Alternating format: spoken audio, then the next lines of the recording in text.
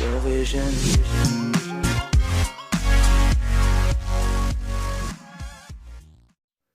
Assalomu alaykum, kanalimizga xush kelibsiz. Bugungi videomizda qo'l terisini silliq qilib oqartiruvchi niqobimizni tayyorlab ko'rsatib bermoqchiman. Bu niqobimizni kimning oyoqlari yorilgan bo'lsa, oyoqqa ham ishlatsa bo'ladi. Uning uchun bizga kerakli mahsulotlar: bir dona tuxum sarig'i kerak bo'ladi va bir kichik qoshiqda toza asal kerak bo'ladi. Aralashmamizni yaxshilab aralashtirib olamiz.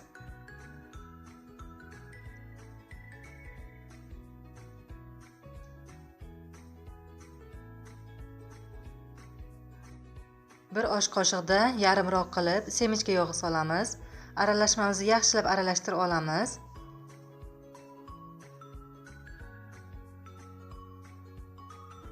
Aralashmani yaxshilab aralashtirib oldik.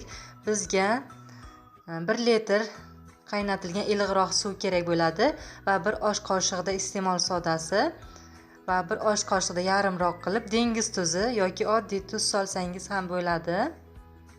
Yaxshilab aralashtirib olamiz va barmoqlarimizni suvning ichiga tiqib 10-15 daqiqa ushlab turamiz. Kimning oyoqlari tomonlari yorilgan bo'lsa, oyoqni ham xuddi shu holda qilsangiz yaxshi bo'ladi. Qo'l va oyoq terisini yorilgan bo'lsa, silliq qilib yumshatadi va qo'l terisini parvarish qiluvchi, juda foydali oqartiruvchi niqobimiz. Endi qo'limizni artib olamiz va tayyorlagan niqobimizni qo'llarimizga yaxshilab surtib olishimiz kerak bo'ladi. Kim oyog'iga agar ishlatmoqchi bo'lsa, oyoqqa ham xuddi shunday qilib oldi vanna qilib olib, undan keyin quritib niqobingizni surtishingiz kerak bo'ladi.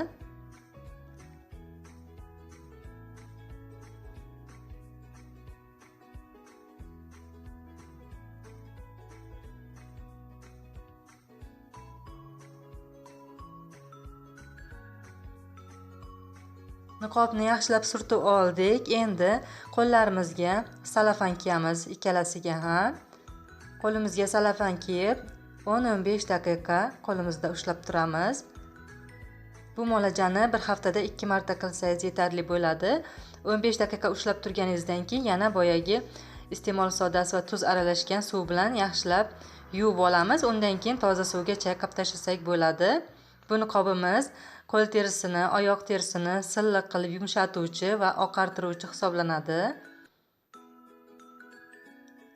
Birinchi marta surganimdayoq effekti bilindi. Sizga ham foydalanib ko'rishni maslahat beraman. O'ylaymanki, bu videomiz sizga foydali bo'ladi.